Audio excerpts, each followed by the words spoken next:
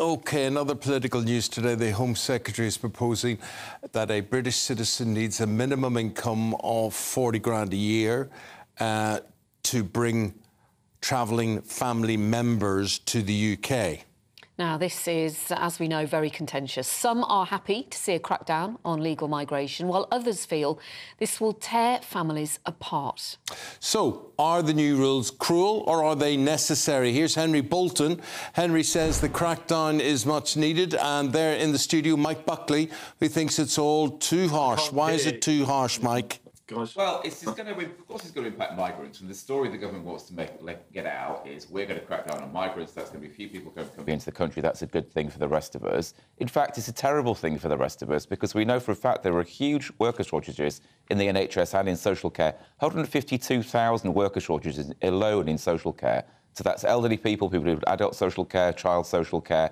They haven't got the staff that they need. They're not getting the care that they need. That impacts on them, of course, but it also impacts on family members who then need to do more to take care of these people who are in significant need. So this makes life worse for all of us. And the government have no solutions to that. They're not at the same time proposing to increase the salaries of social care workers or NHS workers or the recruitment drive or run a recruitment drive in those sectors. And it's not just the NHS and social care, it's other public services. And it's a lot of industries like the automotive industry, hospitality. You know, this is worse for all of us. It's also bad because the family requirement, so whether you can marry somebody who's not a UK national, that doesn't just apply to migrants, it applies to all of us. 38,000, well, look, the problem is, Mike, you're asking for one worker, you're looking for one worker and you're getting another 3 people or so attached to them. So, Henry, what is your view on that? Sorry, Eamon, I lost you for a moment there. I think you're asking what my view is on the 38,700 minimum salary level. If that's the case, I think that this is the wrong way to deal with migrants coming into the UK because it is discriminatory. If you've got money, then you can bring your family. If you haven't got money, you can't. But Of course, you have to be able to support yourself and your family if you come here. Now, my view is that you actually have to have a guaranteed job.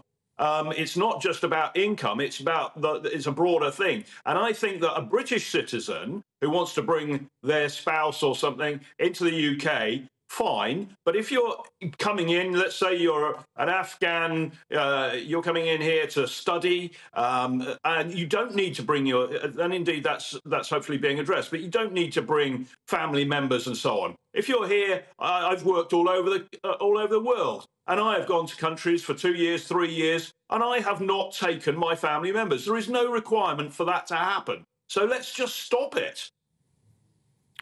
Mike, what's your response to that? Well, I mean, in terms of NHS, social care, etc., if we're asking people to come and live and work here, it's ridiculous that we're not going to ask them to bring their families. And indeed, there are already social care workers here now with family members who will be required. They will be required for their family members to leave. But Mike, can I just jump in and remind you that these legal migration levels are sky high at some 745,000. That's an overinflated figure. Right, so you don't think that figure's correct? No, it isn't. Well, it's not correct for at least 2 reasons. One, because we took in a lot of Afghans after the crisis there a couple of years ago, and also we took in a lot of people from Hong Kong. So that is not a real figure. That figure's going to drop to about 250,000 next year anyway, once you take those people out of the picture, and that was a one-time deal. Plus the Ukrainians, of course, as well. So that's 785. Yes, that is a huge number, but it is not a real number, and that number will never be replicated again unless those 3, something like those 3 particular crises reoccurred, which, is incredibly unlikely. So responding in terms of policy to that number is not a sensible thing to do. But as I said, we've got these worker shortages. But also, you just think about higher education. This is one of the areas in the world where we truly are world class. We often talk about the UK being world class, more often than what we're actually nowhere near world class at all. And we're certainly not in terms of the running of our economy or the quality of our social services. In terms of higher education, we are. But people aren't going to come if we're not allowing them to bring a family member where they can go to Paris or they can go to the States or they can go to Germany and take a family member with them. It's just simply not the same offer. We're harming ourselves, basically, with this policy. So the principle, Henry, is absolutely valid then? The principle of putting a limitation on it is valid, absolutely. Look, I mean, you just said 700,000. Well, it was 606,000.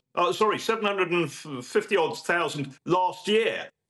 You know, these numbers are not going to go down particularly low. It is negligent to assume that they will. We are putting our own public services under immense strain. You know, we've had in the last 24 months, we have had the equivalent of twice the city of Bristol come in.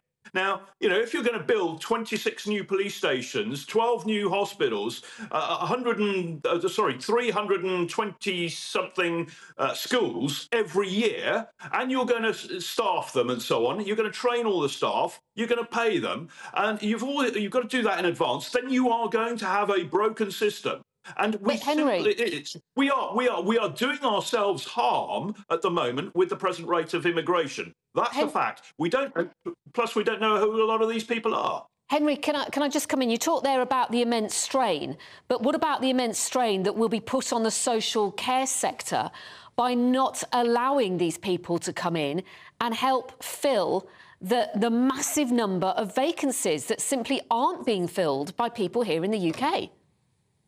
Well, my partner works in the care sector, and you should hear her speaking about this. She's absolutely fuming.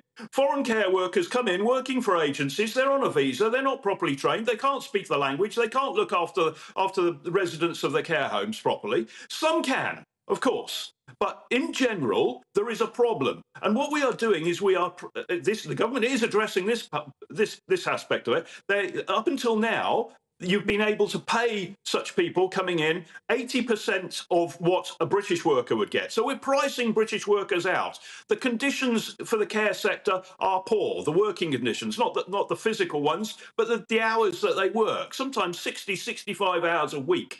And that's what we've got to reform. It's not a case of, oh, we've got a problem, we can't get British workers, so we're going to pile in cheap labour, we're going to try and find the accommodation for them, we're going to have to support them with doctor surgeries, police, and so on. It's just simply bonkers, this idea that if we've got a problem filling a vacancy, we have to open it up abroad. Sometimes, yes. But let me say something about the points system, because this is neglected. Yeah, very quickly. We brought in a points system. It seems that the points value doesn't change at all. The whole idea of a points system is that it is constantly changing and adapting to the needs of the country and the pressures the country is under. It seems that Parliament and the government don't treat it that way. It's written in stone. That is, again, a misunderstanding by the government of how. Well, we've got to leave it there, Henry. Thanks very much indeed for your input. That's Henry Bolton in debate there with Mike Buckley. Thank you both very much indeed.